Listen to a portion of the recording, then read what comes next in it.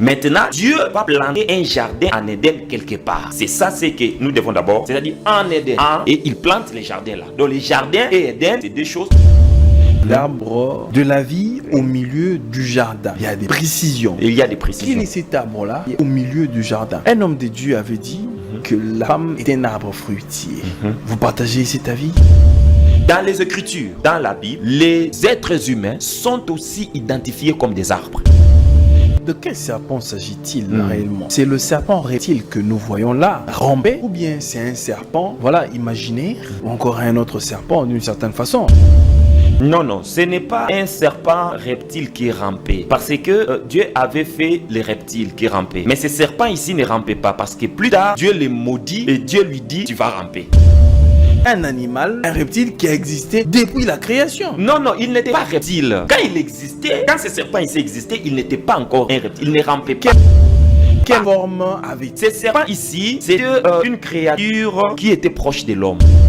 Parce que nous sommes en train de parler de l'Éden, encore du péché originel. Oui. Quel était le rôle du serpent en ce qui concerne le péché originel? Maintenant, il a fallu quelqu'un d'autre. Comme nous tous, nous avons appris ça par les étrangers. C'est par un corps extérieur, c'est par un corps étranger qui nous apprend l'utilité de ces Donc, en quelque sorte, vous voulez dire que c'est le serpent qui a appris à la femme. Effectivement, c'est le serpent qui a appris à la femme l'importance de ce qu'il avait sur son corps. Parce qu'il lui pose la question, est-ce en réalité cette conversation-là, vous pensez que c'était quoi? Est-ce que tu sais ce que tu as là, l'utilité de ce que tu as? Il dit non, je ne sais pas. Les jours où tu vas savoir ça, tu sauras que c'est bien avoir ça. Elle a goûté ça, elle a vu que c'était bon. Et c'est bon, cette histoire-là, personne ne dirait que c'est pas bon. Nous tous, nous sommes conscients que c'est bon. Les mariés le savent. Et il s'agit de quoi? Il s'agit de l'acte sexuel.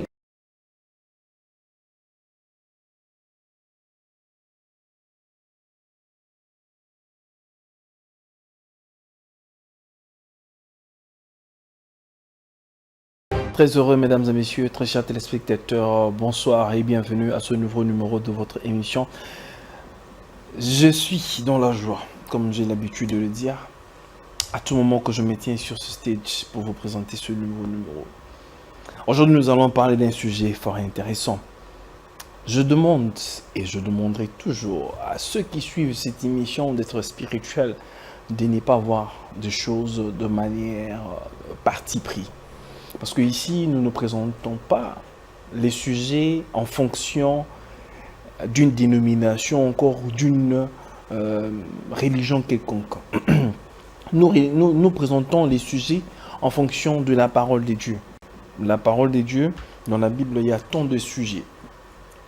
Alors, il ne faudrait pas que les gens viennent ici pour devoir catégoriser les gens par rapport à leur foi, par rapport à leur façon de voir les choses, ou bien catégoriser les gens par rapport à leur religion.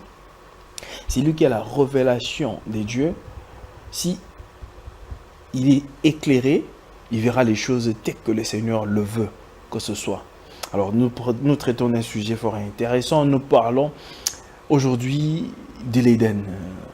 Nous essayons un peu de voir en profondeur en Éden, et nous parlons du péché originel. Qu'est-ce qui a causé tout ce désordre? Est-ce ce qui a toujours été mentionné, le fruit interdit, ou encore les traductions, ou encore les interprétations sont particulières d'une religion à une autre? Aujourd'hui, chacun a sa façon de voir, sa façon de présenter les choses. Alors nous voulons voir à la lumière de la parole, qu'est-ce qui a causé la chute de l'humanité? Est-ce le fruit, le péché tel qu'il est mentionné? Alors, je reçois pour vous le frère Clément, que vous connaissez très bien. Il n'est pas nouveau, c'est quelqu'un qui est un habitué de cette émission. Avec lui, nous allons devoir analyser les choses à la lumière de la parole. Voilà, il est là avec nous. Je dis bonsoir et bienvenue, frère Clément. Bonsoir, bonjour. Merci beaucoup, monsieur Gilles, pour l'invitation. Je parie que vous allez bien. Oui, très bien, merci. Dieu fait grâce. Alors, la dernière émission que nous avions eue ici, les gens ont tellement apprécié. Les gens m'ont demandé, il faudrait que le frère Clément vienne assez régulièrement pour éclairer. Il a assez de connaissances là. Alors, nous allons parler de ce sujet, frère Clément, comme je viens de le dire, lumière sur l'Éden, ainsi que sur le péché originel, parce que c'est là où tout a commencé. Oui. Ben, frère Clément, au commencement, Dieu créa le ciel et la terre, et puis il crée l'homme. J'aimerais à ce que vous puissiez un peu nous éclairer, parce qu'il y a certaines personnes qui disent Dieu créa l'homme et la femme. Est-ce que la femme est une création originelle ou elle est un sous-produit? Merci beaucoup, frère Gilles, monsieur Gilles, pour la parole. Et je salue aussi les invités, nos invités, et plutôt nos téléspectateurs, excusez-moi, qui nous suivent. Je vais dire ceci d'entre deux jets. En Éden, c'est là où nous constatons presque tout ce que Dieu a eu à faire. Donc, c'est les livres de la Genèse, c'est les livres qui nous présentent la création de Dieu, c'est les livres qui nous présentent aussi la formation de Dieu. Alors, par rapport à la question que vous m'avez posée, si la femme est aussi une créature originelle de Dieu ou c'est un sous-produit. Okay. Nous allons lire d'abord le livre de la Genèse. Nous sommes au chapitre 1, dans son verset 26. La Bible dit ceci: puis Dieu dit, faisons l'homme à notre image, selon notre ressemblance, et qu'il domine sur les poissons de la mer, sur les oiseaux du ciel, sur les bétails, sur toute la terre et sur tous les reptiles qui rampent sur la terre. Le verset 27, il est dit: Dieu créa l'homme à son image, il les créa à l'image de Dieu, il créa l'homme et la femme.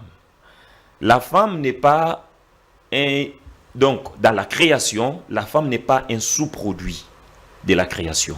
Mais la femme a été créée au même moment que l'homme, au niveau de la création. Parce que il y a une différence entre la création et la formation. La création, c'est-à-dire, c'est le fait de faire exister quelque chose. Donc, c'est-à-dire, à partir du néant, on fait exister quelque chose. Ça, il s'agit de la création. Mais la formation, c'est à partir de quelque chose, on fait encore exister quelque chose. Et la création émane que de Dieu. Aucun être humain, personne ne peut créer si ce n'est pas Dieu. Il n'y a que Dieu qui crée. Alors la création, c'est appeler à l'existence quelque chose à partir du néant. Mais la formation, c'est appeler à l'existence quelque chose à partir de quelque chose. Maintenant, dans la création, nous voyons que la femme a existé au même moment que l'homme. Vous êtes répété, frère Clément. Vous avez dit la création, c'est le fait que quelque chose n'ait pas existé? Non. La création, c'est faire appel à l'existence de quelque chose à partir du néant. C'est ce que j'ai dit. À partir du néant. Donc, il n'y a rien, mais tu fais exister quelque chose à partir du néant. Et là, ce n'est que Dieu qui le fait. Ce n'est que Dieu. Mais tandis que la formation, c'est-à-dire, c'est à partir de quelque chose, on forme encore une autre chose. Ah voilà, oui. Ça dit tout, parce que vous dites que la femme n'est pas un sous-produit, elle est une création. Oui. Mais là, dans l'explication que vous venez de donner, ça saute aux yeux et ça montre tout simplement que la femme n'a pas été créée dans le néant comme l'homme a été créé. Non. Mais elle est venue. Oui. Il fallait qu'on fasse dormir dans un profond sommeil l'homme pour qu'on soutire, qu'on sorte la femme de l'homme. Voilà, je dis ceci. Il ne faut pas mélanger la création et la formation. La création est différente de la formation. La création, il n'y a rien. Il y a le néant. Mais dans le néant, quelque chose existe, apparaît. Là, il s'agit de la création. Non, dans la création, Dieu créa Adam. Dieu créa l'homme et la femme. Non, dans la création, Dieu créa Adam. Dans la création, il est dit, Dieu créa l'homme à son image, il les créa à l'image de Dieu, il créa l'homme et la femme. Ah, il faut très bien lire, frère Clément. Vous avez très bien lu. Oui. C'est-à-dire, au commencement, Dieu créa l'homme. Ça veut dire Dieu créa Adam à son image.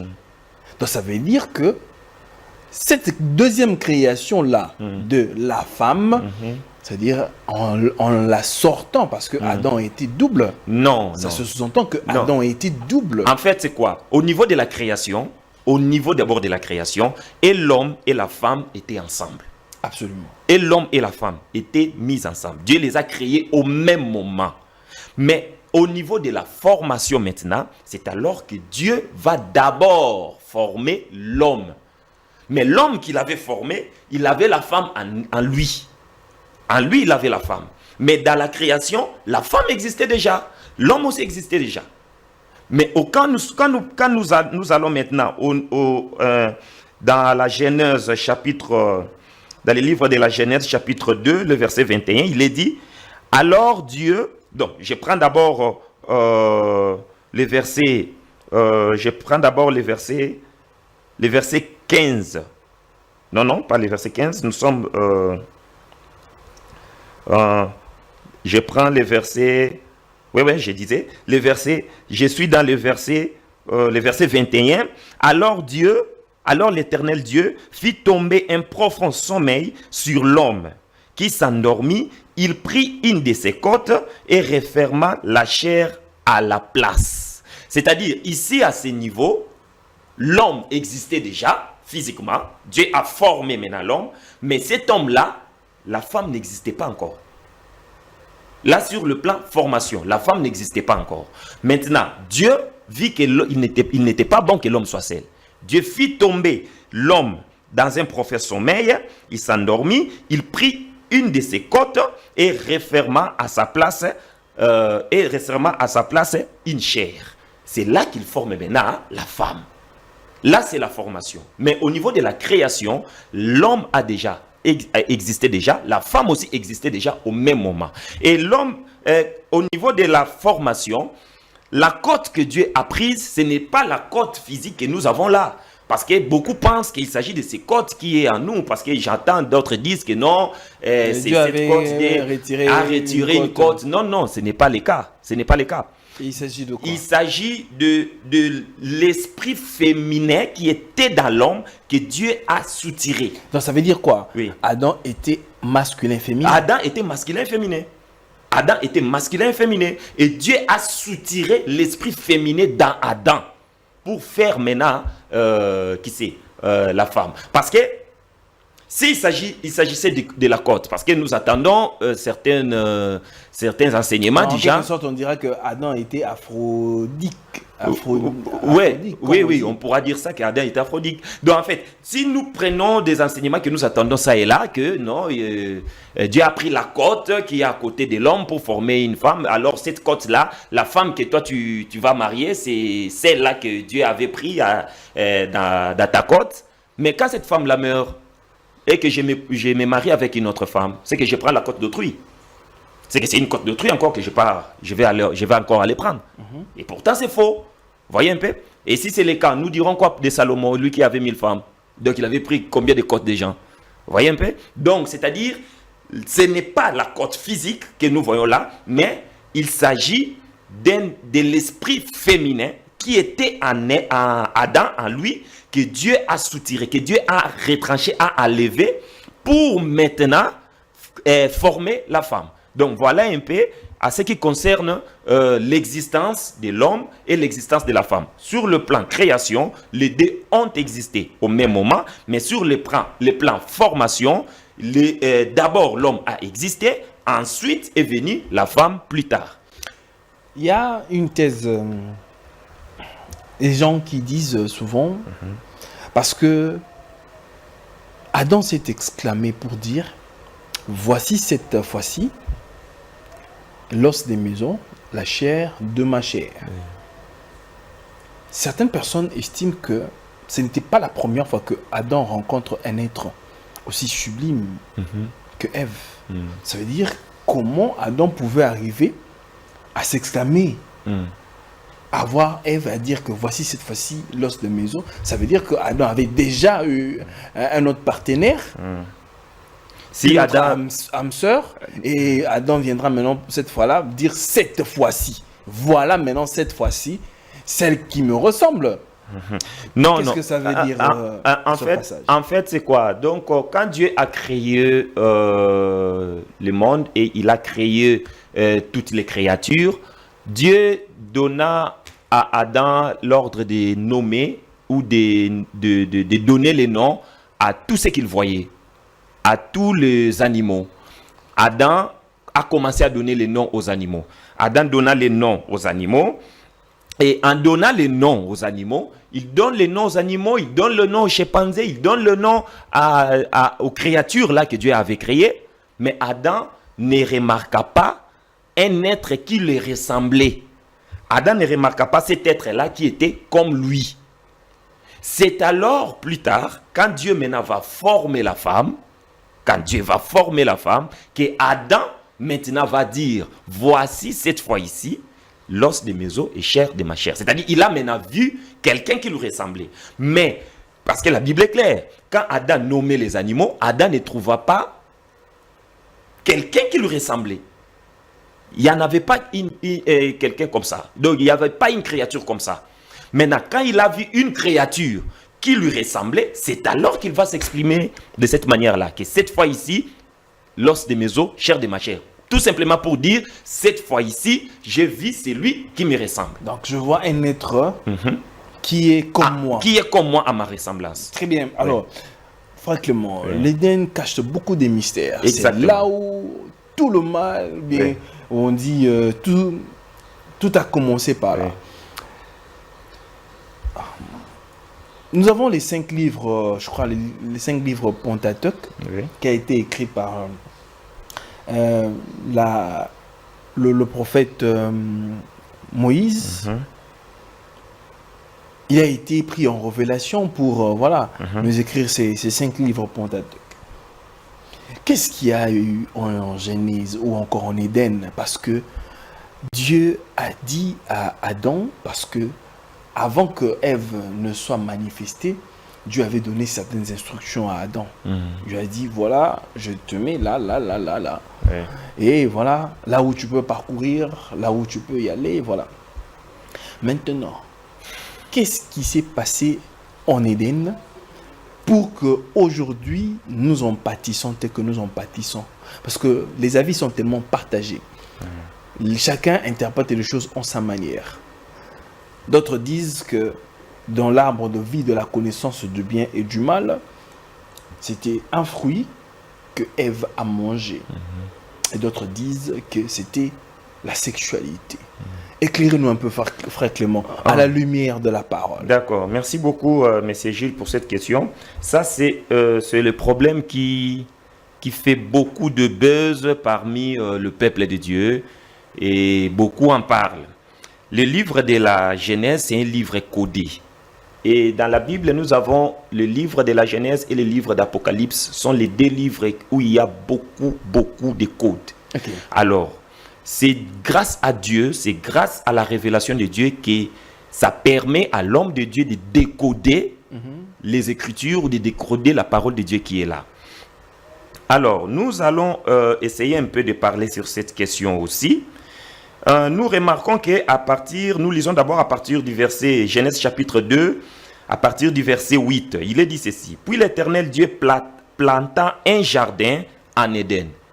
D'abord, ce que nous devons dire sur ce point est que Éden et les jardins sont des choses différentes. C'est qu'on doit d'abord se mettre. Non, l'Éden est autre chose et le jardin est autre chose. Et aussi autre chose. Voilà, je vais me prononcer là-dessus. En fait, Éden, c'est un espace. C'est un espace. C'est un espace vaste. Et c'est dans cet espace-là que Dieu va planter maintenant les jardins. C'est comme si on dit Éden, c'est Gombe. Je prends un exemple. Okay. C'est un exemple. Éden, c'est Gombe. Maintenant, on dit un jardin à Gombe. Donc, jardin de Gombe. C'est-à-dire, ce n'est pas tout Gombe qui est jardin, mais c'est une partie, un compartiment, quelque part, qui est le jardin. C'est ça. Éden. Éden, c'est un espace très vaste où il y a l'Orient, il y a l'Occident, il y a le Sud. Maintenant, Dieu va planter un jardin en Éden quelque part. C'est ça, c'est que nous devons d'abord comprendre là-dessus. Parce qu'il est dit, Puis l'Éternel Dieu planta un jardin en Éden. En Éden. C'est-à-dire en Éden. Et il plante les jardins là. Donc les jardins et Éden, c'est deux choses différentes. Bon, il y a certaines personnes qui disent que Éden n'a jamais existé. C'est imagé. Alors, ce sont des choses représentatives dont la Bible parle. Ça n'a jamais existé physiquement comme ça. Parce que même si aujourd'hui on ne trouvera pas cet Éden-là ou bien ce jardin-là. Bon, ils vont aller d'abord où? Parce que c'est Dieu qui sait là où il avait placé son Éden à lui. Ils vont aller où? Et ils vont aller les chercher où? Voilà pourquoi cette thèse-là, où certaines personnes, ou bien les hommes des sciences, disent que ça n'a jamais existé. C'est imagé. Ok. Nous sommes les croyants des Écritures, les croyants de la parole. Et les Écritures, c'est que les Écritures disent, moi je ne discute pas, je dis Amen. Il suffit que ça soit écrit. De manière aveuglette. C'est ça les Écritures. Oh, c'est comme ça. Ouais, c'est comme ça avec la parole de Dieu. Heureux ceux qui ont cru sans avoir vu. Donc, c'est-à-dire, moi je suis heureux de croire sans que je voie. Donc je suis heureux. Plus que celui-là qui veut voir pour croire. Donc moi je suis plus heureux là-dedans. Donc c'est ce que j'ai dit. Moi je crois que Éden a existé. Je le crois. Parce que c'est ce que ma foi me dit. Ça a existé physiquement. Ça a existé physiquement.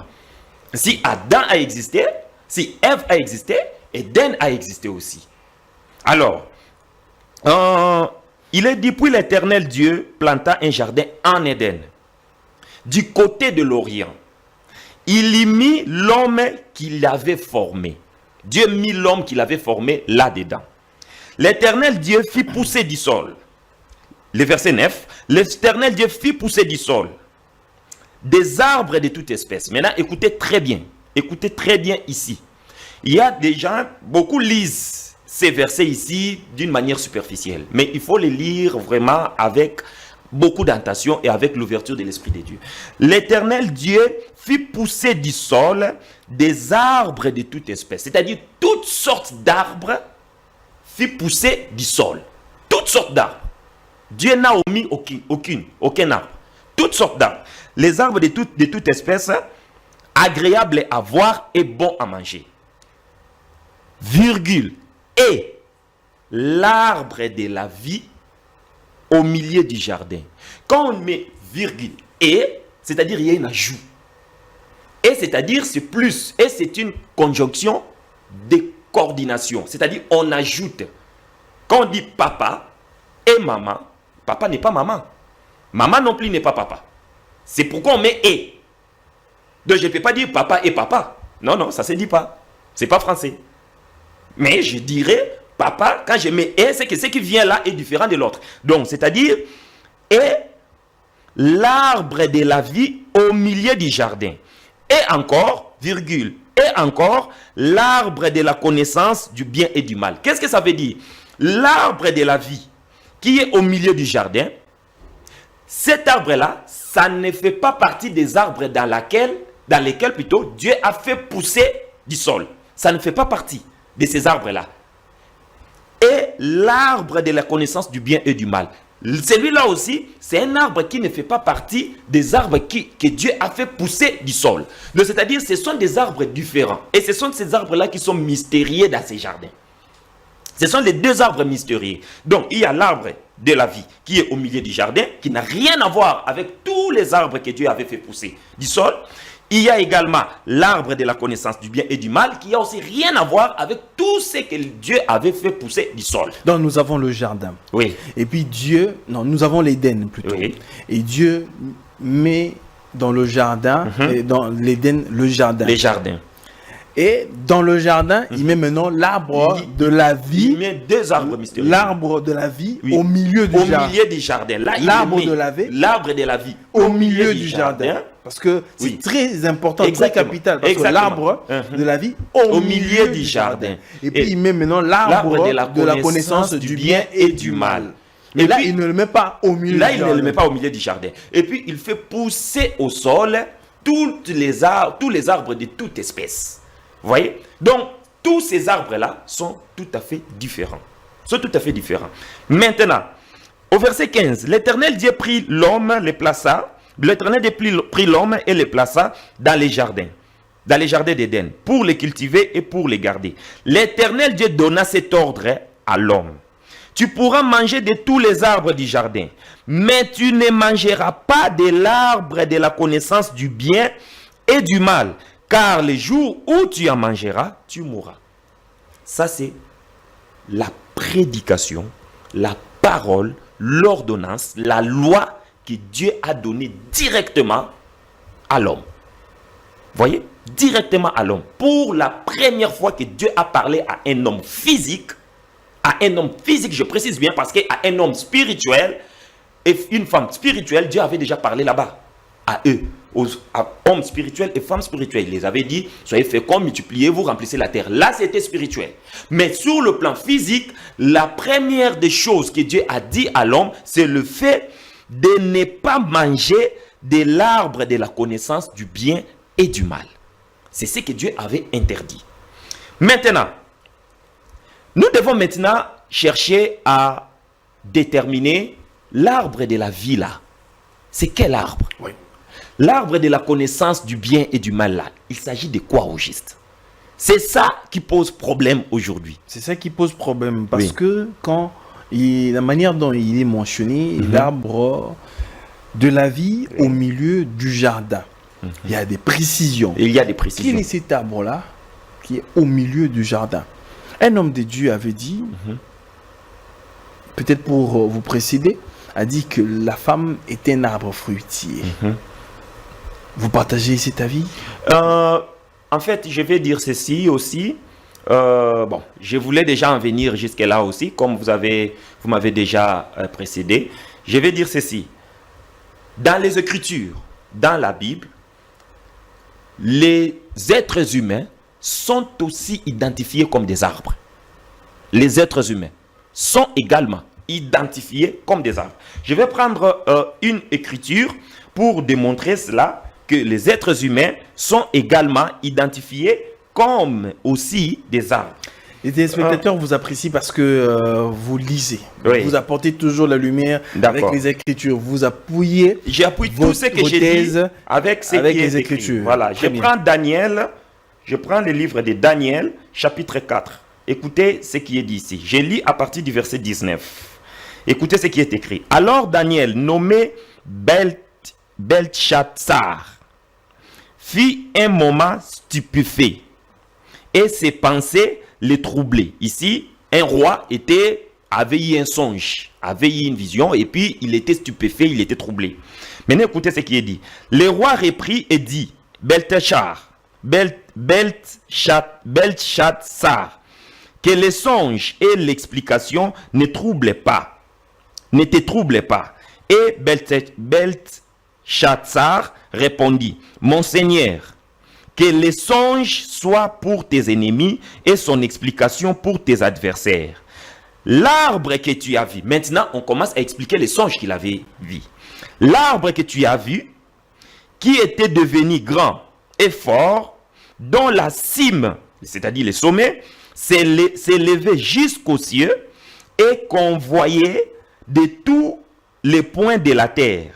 Cet arbre dont le feuillage était beau et les fruits abondants, qui portaient de la nourriture pour tous, sous lesquels s'abritaient les bêtes des champs, et parmi les branches duquel les oiseaux du ciel faisaient l'air de mer, c'est toi, cet arbre-là, ô roi. Voyez? Ici, on identifie un homme à un arbre. Cet arbre-là, c'est toi, ô roi. Donc, quand on parle des arbres, dans les Écritures, on fait aussi allusion aux hommes. Voyez? On fait aussi allusion aux hommes. Et quand on parle des hommes, on peut aussi les identifier comme les arbres. Il y a encore une autre écriture que je vais prendre. Il s'agit de... Attendez. Nous prenons le livre de Matthieu. Je prends le livre de Matthieu. Qu'est-ce que j'ai dit? Je prends le livre de... Pardon, excusez.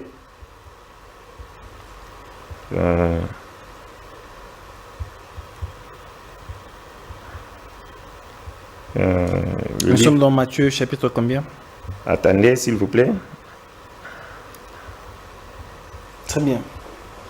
Alors, nous sommes en train de parler sur ce sujet, mesdames et messieurs. Moi, je demanderais seulement que nous soyons beaucoup plus spirituels pour... nous sommes dans les livres des Juges, s'il vous plaît. Vraiment ces choses en profondeur. Alors, nous prenons les livres Juges, chapitre 9. Nous lisons à partir du verset 10. Il est dit ceci. Et les arbres dirent aux figuiers. Les arbres dirent aux figuiers. Les arbres qui parlent. Les arbres dirent aux figuiers. Viens, toi, règne sur nous. Mais les figuiers leur répondirent, renoncerai-je à ma douceur et à mon excellent fruit pour aller planer sur les arbres? Et les arbres dirent à la vigne, viens, toi, règne sur nous. Mais la vigne leur répondit, renoncerai-je à mon vin qui réjouit Dieu et les hommes pour aller planer sur les arbres? Ici, qu'est-ce que nous voyons? Nous voyons qu'il s'agit d'un roi qu'on voulait donner un royaume. Il s'agit d'Abimelech ici. Si nous allons au verset 19, il est dit ceci. Si c'est de bonne foi et avec intégrité qu'en ces jours vous avez agi envers Jérubbaal et sa maison, eh bien qu'Abimelech fasse votre joie et que vous fassiez aussi la sienne. Vous voyez? Jérubbaal, si vous lisez à partir du verset, nous lisons à partir du verset 10 jusqu'au verset 20-21, vous allez voir que Jérubbaal, Abimelech, tout consort, c'est-à-dire on les représente par rapport aux arbres. Donc un arbre, dans les Écritures, peut représenter aussi un homme, peut représenter aussi un être. L'homme aussi peut représenter un être selon les Écritures. Si nous prenons les livres que je disais, Matthieu chapitre 7, regardez, Matthieu chapitre 7, je lis les versets à partir du verset 15.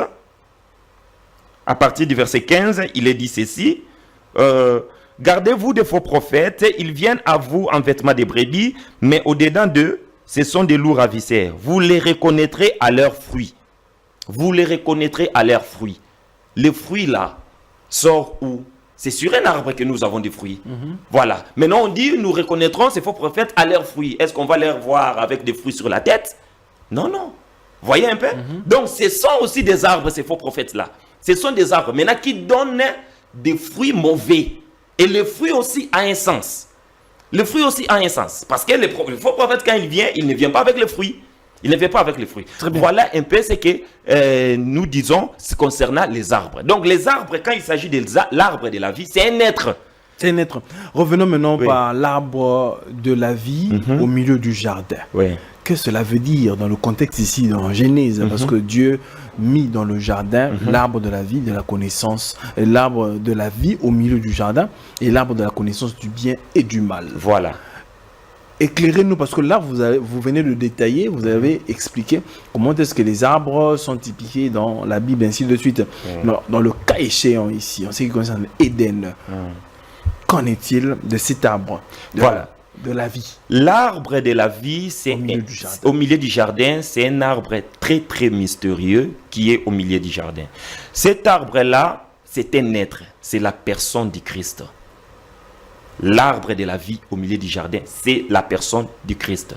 Et cet arbre-là, c'est Christ qui est au centre de la vie des chrétiens, de la vie des croyants.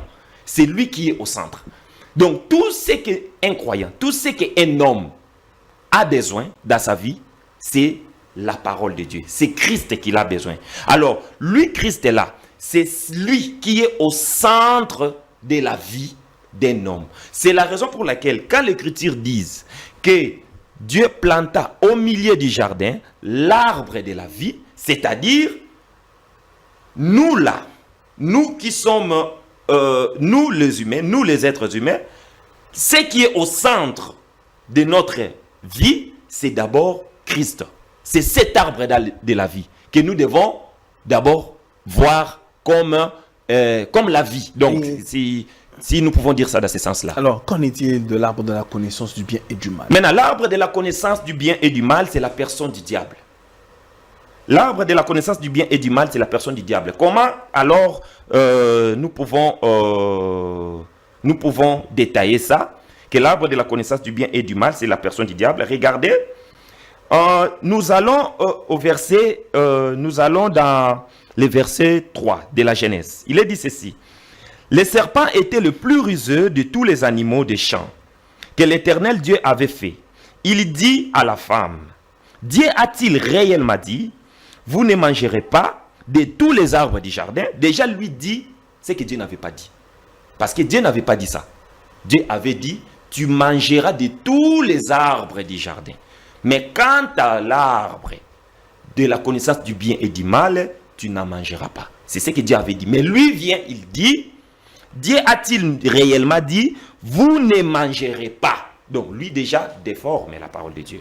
Vous ne mangerez pas de tous les arbres du jardin. La femme répondit au serpent, nous mangeons du fruit des arbres du jardin. Mais quant au fruit de l'arbre qui est au milieu du jardin, Dieu a dit, vous n'en mangerez point et vous n'y toucherez point. La femme aussi ajoute sa pensée. Il ajoute aussi sa propre pensée. Parce que Dieu n'avait pas dit ne touchez pas. Dieu a dit ne mangez pas. Mais elle dit, Dieu a dit de ne pas manger. Oui, là c'est ce que Dieu a dit. Mais elle ajoute, Dieu a dit, nous ne toucherons même pas. Mais vous venez de dire ici, frère Clément, que l'arbre de la vie au milieu du jardin, c'est Christ. Oui. Et Dieu interdit à ce qu'il puisse toucher à l'arbre au milieu du jardin. Il est dit ceci. Dieu n'a pas interdit de toucher à l'arbre du milieu du jardin. Dieu a interdit de toucher à l'arbre de la connaissance du bien et du mal. Okay. Maintenant, la femme dit ceci au verset 3. Mais quant au fruit de l'arbre qui est au milieu du jardin, Dieu a dit, vous n'en mangerez point et vous n'y toucherez point, de peur que vous ne mouriez. De peur que vous ne mouriez. Alors le serpent dit à la femme, vous ne mourriez point. Mais Dieu sait que les jours où vous en mangerez, vos yeux s'ouvriront et que vous serez comme de Dieu, connaissant le bien et le mal. Alors, la connaissance du bien et du mal était cachée dans l'arbre de la connaissance du bien et du mal. Donc, les serpents identifient la femme pour la connaissance du bien et du mal de l'arbre dans lequel il devait d'abord toucher, il devait manger. Il s'agissait de l'arbre de la connaissance du bien et du mal. Voyez un peu? Maintenant, regardez quelque chose. La femme vit que l'arbre était bon à manger. Et puis ce serpent ici, ce n'est pas un serpent ordinaire comme tout autre serpent. Alors je voulais en venir d'ailleurs par là. Oui. De quel serpent s'agit-il réellement? C'est le serpent reptile que nous voyons là, ramper, ou bien c'est un serpent, voilà, imaginaire, ou encore un autre serpent d'une certaine façon? Non, ce n'est pas un serpent reptile qui rampait. Parce que Dieu avait fait les reptiles qui rampaient. Mais ce serpent ici ne rampait pas parce que plus tard, Dieu les maudit et Dieu lui dit, tu vas ramper. Mais déjà, il y avait déjà des reptiles. Mais vous voulez dire que quand Noé choisissait selon l'instruction des dieux pour que les animaux entrent dans l'arche, c'est-à-dire c'était par couple. Le serpent n'y était pas. Le serpent y était. Le serpent y était. Le serpent, ce serpent ici est différent des serpents ordinaires. Donc ça veut dire que ce serpent ici a existé depuis la création. Oui, ce serpent ici existait. Oui, quand Noé fait appel aux animaux entrés dans l'arche, et les serpents, ils sont aussi entrés. Oui. Donc ça veut dire que c'est un animal, un reptile qui a existé depuis la création. Non, il n'était pas reptile. Quand il existait, quand ce serpent ici existait, il n'était pas encore un reptile. Il ne rampait pas. Quelle forme avait-il? Voilà. Maintenant, ce serpent ici, c'était une créature qui était proche de l'homme. Mais ça c'est une traduction, encore une interprétation branhamiste, frère Clément. Non, bon, moi je ne suis pas branhamiste. D'abord de un, je souligne ça, je ne suis pas branhamiste. Et puis, Branham ne me connaît pas, je ne connais pas non plus Branham. Mais... Donc, tu n'as jamais lu les brochures de Branham ou bien des branhamistes. Et puis... tu as cru en ça. Et non, voilà. non, j'attends parler. On attend parler. Ce n'est pas parce que les branhamistes disent ça que c'est faux ou que c'est vrai. Mais si c'est la vérité de Dieu, c'est la vérité de Dieu. C'est ce que moi j'ai dit. Parce que nous voyons aussi, nous voyons des églises dans lesquelles, par exemple, les femmes prêchent. Et si vous allez dans d'autres églises, telles que peut-être l'église catholique, les femmes ne prêchent pas là-bas. Cela ne veut pas dire que ce n'est pas la vérité de Dieu. Cela ne veut pas dire ça. Donc cela ne veut pas dire si Branham avait dit ça, c'est que ce sont peut-être les imaginations, ou c'est ce que Branham a dit, on doit attribuer ça à Branham, ou si Branham n'avait pas dit ça, ça ne sera jamais révélé parce que Branham n'avait pas dit ça. Non. Si c'est une vérité de Dieu, ça reste la vérité de Dieu. Quelque part d'ailleurs ici, nous voyons très bien que le serpent dit clairement que le jour où vous mangerez de cet arbre, vous serez comme de Dieu, connaissant le bien et le mal. Donnez-nous maintenant la description du serpent. D'accord. Maintenant, en fait, qu'est-ce que nous constatons? Le serpent là, c'était un animal proche de l'homme. Pourquoi je l'ai dit? Moi, je ne le dis pas parce que Branham l'a dit ou je ne sais pas, parce que là, on attend ça aussi. Mais je l'ai dit, c'est un serpent qui parle. Si on te pose la question, quel est ce serpent qui parle que tu connais? Oui, quel est cet animal? Parce que nous avons des animaux. Quel est cet animal qui parle? Nous avons des animaux avec nous. Cet animal ici, cet animal ici, c'est pas la première fois qu'il a parlé à la femme. Il parlait déjà avec l'homme et la femme. Il parlait déjà. Parce que si c'était étrange, vous êtes sûr vraiment que Ève serait restée là longtemps en train de partager avec lui cette conversation-là jusqu'à la fin? Ça, c'est une révélation. Oui. Donc, ça veut dire qu'ils se connaissaient déjà. Ils se connaissaient. Il venait, il parlait avec eux, il discutait avec eux, il passait des conversations avec eux. De même que Dieu communiait avec Adam et Ève. Voilà. Il communiquait avec Adam et Ève. Le serpent aussi communiquait avec Adam et Ève. Mais avant d'abord, les serpents en question, parce que pour que ce serpent ici, pour que ce serpent ici, et que le diable manifeste ce qu'il avait manifesté, il devait prendre un corps. Il devait prendre un corps. Les esprits agissent avec les corps. Ça, les corps, bon, les esprits n'agissent pas comme ça. Les esprits agissent avec les corps. Nous, les enfants de Dieu, le Saint-Esprit, quand il descend, il ne reste pas dans l'air. Le Saint-Esprit descend dans un corps. Il entre dans un corps d'homme. C'est ça. Donc, le diable, pour opérer, il entre aussi dans un corps. Dieu aussi, pour opérer, il faut un corps. Il faut un corps. Voyez un peu? Donc, c'est par là. C'est pourquoi vous allez voir même Jésus. Vous allez voir, la Bible dit quelque part que pour que Jésus soit livré, il a fallu qu'il soit livré par qui? Par Judas Iscariote. Et pour que celui-là fasse ça, il a fallu que Satan entre à lui. Pourquoi Satan n'avait pas fait ça sans entrer par qui? Judas. Quand Satan est entré, c'est alors que la mission maintenant a commencé. C'est ce qu'il devait faire. Donc c'est-à-dire les esprits agissent avec les corps. Et ce serpent ici était un animal un peu exceptionnel dans les jardins. Il était exceptionnel. Il était sage, intelligent, risé. Donc il avait tous ces atouts-là en lui. Maintenant, Satan, il lui a ciblé. Il a ciblé qui? Il a ciblé cet animal-là. Satan a ciblé cet animal-là pour venir entrer. Parce qu'il a besoin d'un corps pour fonctionner. Donc vous avez dire que le diable s'est incarné. C'est incarné dans le serpent. Dans les serpents. Dans ces serpents ici. C'était un serpent exceptionnel. C'est pourquoi dans l'Apocalypse, on l'appelle les serpents anciens. Jusque-là, parce que pourquoi on ne donne pas un nom anaconda, boa, vipère, etc., etc. On l'appelle simplement serpent. Pourquoi? Alors, qu'est-ce qu'il y a eu dans la conversation entre le serpent et la femme? Voilà. Donc, ce qu'il y a eu, c'était quoi? Maintenant, écoutez. Alors le serpent dit, vous ne mourrez point. Mais Dieu sait que les jours où vous en mangerez, vos yeux s'ouvriront et que vous serez comme de Dieu, connaissant les biens et les mal. La femme vit que l'arbre était bon à manger. Écoutez bien. Écoutez bien. La femme vit que l'arbre était bon à quoi? À manger. Est-ce qu'on peut manger un arbre? Donc ça veut dire qu'à ce moment-là, le serpent est en train de converser avec la femme. De converser avec la femme. La femme vit maintenant que l'arbre était bon à manger. On ne peut pas manger un arbre. Il s'agissait d'un être que la femme avait vu.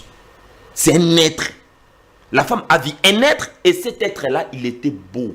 Il était beau. Il avait des éléments à lui qui poussaient à faire séduire l'homme. Donc vous voulez dire que le serpent a séduit la femme. Effectivement. La femme a été séduite. La femme a été séduite. La femme vit que l'arbre était bon à manger et agréable à la vie et qu'il était précieux pour ouvrir l'intelligence. Elle prit de son fruit et en mangea. Elle en donna aussi à son mari qui était auprès d'elle et il en mangea également. Mais écoutez, elle prit de son fruit. Il s'agit de quel fruit qu'il a pris? Il s'agit de quel fruit? Le fruit, c'est la parole. Quand on parle du fruit, il s'agit de la parole. Dans les Écritures, nous avons les fruits. Nous avons aussi les fruits comme parole. Je vais prendre une écriture. Nous prenons Proverbe. Nous prenons Proverbe. Proverbe chapitre... nous sommes dans les livres des Proverbes. Proverbe chapitre 12, le verset 14. Écoutez ce qui est dit ici. Par les fruits de la bouche, on est rassasié. Par les fruits de la bouche, on est rassasié de bien. Est-ce que la bouche fait sortir des fruits? La mangue sort de la bouche? La pomme? L'ananas? Non. Quand on dit par les fruits de la bouche, on est rassasié de bien. Qu'est-ce qu'on veut dire? C'est-à-dire par la parole. Ce qui sort de la bouche, c'est la parole. C'est la parole. Ainsi, il est dit, ce n'est pas ce qui entre qui suit l'homme, mais c'est ce qui sort qui suit l'homme. Qu'est-ce qui sort alors qui suit l'homme? C'est la parole. Alors, frère Clément, parce que nous sommes en train de parler de l'Éden, encore du péché originel. Quel était le rôle du serpent en ce qui concerne le péché originel? Quel était son rôle? Quelle était sa part? Parce qu'ils ont eu des conversations avec la femme. Bon, voilà. Quelle était sa part de responsabilité en ce qui concerne le péché originel? Ok, bonne question. Très, très bonne question. Je vais vous répondre par rapport à ça. Écoutez quelque chose. Je prends un exemple physique. Vous avez des enfants. Un garçon et une fille. Ce sont vos enfants. Voilà. Vous êtes avec ces enfants-là. Ces enfants grandissent. Dis-moi, est-ce qu'un père peut apprendre à ses enfants, aux deux enfants-là, et un garçon et une fille, l'utilité de leur sexe, de leur partie intime? Toi, ton père t'avait pris l'utilité de ta partie intime? Moi non plus. Aucun père sur terre l'a fait. Comment vous voulez attribuer ça à Dieu? C'est que vous, les hommes, vous refusez de le faire. C'est Dieu qui doit faire ça? Non, non. Dieu non plus ne va pas le faire. Dieu déjà, il savait très bien que ces deux-là finissaient par comprendre l'utilité de leur partie intime. Maintenant, il a fallu quelqu'un d'autre. Comme nous tous, nous avons appris ça par les étrangers. C'est par un corps extérieur, c'est par un corps étranger qui nous apprend l'utilité de ces parties. Donc, en quelque sorte, vous voulez dire que c'est le serpent qui a appris à la femme. Effectivement, c'est le serpent qui a appris à la femme l'importance de ce qu'il avait sur son corps. Parce qu'il lui pose la question, est-ce en réalité, cette conversation-là, vous pensez que c'était quoi? Est-ce que tu sais ce que tu as là, l'utilité de ce que tu as? Il dit non, je ne sais pas. Tu ne sais pas, moi je vais t'apprendre. Les jours où tu vas savoir ça, tu sauras que c'est bien. C'est bien avoir ça. Et c'est ce qui s'est passé. Et quand la femme a essayé, elle a goûté ça, elle a vu que c'était bon. Et c'est bon, cette histoire-là, personne ne dirait que c'est pas bon. Nous tous, nous sommes conscients que c'est bon. Les mariés le savent. Et il s'agit de quoi? Il s'agit de l'acte sexuel. Donc ça veut dire que le serpent a connu un acte sexuel avec la femme. A connu l'acte sexuel avec la femme. Vous dites que la Bible, selon la Bible, que le serpent était un animal. Oui. Un animal. Est-ce que existe-t-il un lien des gènes entre un animal et un homme? Certes, nous avons tous le règne animal, mais un animal peut-il ensemencer un être humain? Je vous ai dit déjà au départ que ce serpent ici, c'était un serpent exceptionnel. C'est un serpent exceptionnel. Quand je dis exceptionnel, c'est-à-dire... Il fait partie de la création des dieux. Oui, il fait partie de la création des dieux. C'est Dieu qui a créé le serpent. C'est Dieu qui a créé le serpent. Ne le vois pas avec comme les serpents que toi tu connais. Donc c'est un serpent où sa forme jusqu'à nos jours, où sa nature à lui, Dieu nous les a cachés. Mais nous comprenons par les Écritures qu'il est proche de l'homme parce qu'il parlait avec l'homme. Il parlait avec lui. Pourquoi tous les autres animaux tels que les lions, les chacals, etc., les chiens ne parlaient pas avec l'homme? C'est seulement lui, ce serpent-là, qui parlait avec lui. Qui parlait avec l'homme. Qu'est-ce qui cloche là? Et pourquoi est-ce que nous disons qu'il y a eu rapport sexuel, il y a eu acte sexuel là-dedans? Regardez, c'est Dieu lui-même qui identifie ça. Ce n'est pas un homme. C'est Dieu lui-même. Nous sommes dans les livres, nous prenons le livre de la Genèse. Nous sommes dans le livre de la Genèse, chapitre 3. Nous lisons les versets, nous lisons d'abord les versets, dans les versets 7. Le verset 7, écoutez ce qu'il est dit. Les yeux de l'un et de l'autre s'ouvrirent. Ils connurent qu'ils étaient nus et ayant conçu des feuilles de figuier, ils s'enfirent des ceintures. À quel moment l'homme et la femme se rendent compte qu'ils sont nus? Mais il y a aussi quelque chose avant d'arriver là, frère Clément. Je sais que nous tendons vers la fin de l'émission. Mais on dit que Adam n'était pas là. Oui. Mais en lisant la Bible, on dit quand elle mangea, elle donna à son mari qui était à ses côtés. Ok. Qu'est-ce que ça veut dire? Ça veut dire qu'Adam était là. Oui, bien sûr. En fait, qu'est-ce qui s'est passé? C'est pas que Adam n'était pas là, Adam était parti. Adam était là. Mais Adam ne savait rien du tout. C'est pas la première fois que ces serpents-là viennent parler avec l'homme et la femme. Adam voyait, il était là. Je donne un exemple. Je suis là, chez moi à la maison, et ma femme est au salon ou dehors, ou moi je suis à la chambre. Je suis là, non? Je ne sais pas que je suis absent, je suis là. Et au salon, je sais qu'il discute avec quelqu'un que je connais très bien, il discute déjà. Et moi aussi, je discute avec cette personne-là d'un moment à l'autre. Et quelque chose se passe là-bas. Quelque chose se passe. Parce que Adam était là, il n'était pas loin. Adam, voyez, il savait que non, ce n'est pas la première fois. Maintenant, c'est alors que Adam, maintenant, Ève va passer en acte avec les serpents. Et il va maintenant prendre les mêmes fruits et les donner aussi à son mari qui était à ses côtés. La Bible dit, il donna à son mari qui était à ses côtés. Donc, c'est-à-dire, Adam n'était pas loin, il était là. Il était là, très bien. Adam ne connaissait pas cet axe-là, ça veut dire quoi? Adam ne savait rien de ça, il ne savait rien. Toi, tu ne connais rien de ça. Même si tu vois ça, ça va te dire quoi? Rien du tout, parce que tu n'en sais rien. Tu n'en sais rien. Regardez là où Dieu lui-même maintenant identifie ça. Nous sommes dans les livres toujours de la Genèse, le chapitre 3, maintenant le verset 16, il est dit ceci. Quand Dieu vient, Dieu dit, il dit à la femme, j'augmenterai la souffrance de tes grossesses. La grossesse est venue faire quoi? Pourquoi la grossesse? J'augmenterai la souffrance de tes grossesses, tu enfanteras avec douleur et tes désirs se porteront. Pourquoi alors il doit enfanter avec douleur? Pourquoi tout ça? Mais frère Clément, quand vous parlez, nous avons déjà fini malheureusement, mais quand vous dites que c'était un acte sexuel que Ève avait commis avec le serpent, mais la Bible nous parle du fruit. La Bible allait aussi nous préciser que Ève est allée coucher avec le serpent. Pourquoi est-ce que la Bible ne nous a pas dit littéralement comme ça? Mais je vous ai dit déjà d'entrée de jeu. Quand David a commis adultère, a pris la femme de Uri, la Bible l'a parlé. Je vous ai dit déjà d'entrée de jeu que le livre de la Genèse, c'est un livre codé. Maintenant, écoutez quelque chose. Il y a dans les Écritures plusieurs sortes de manger.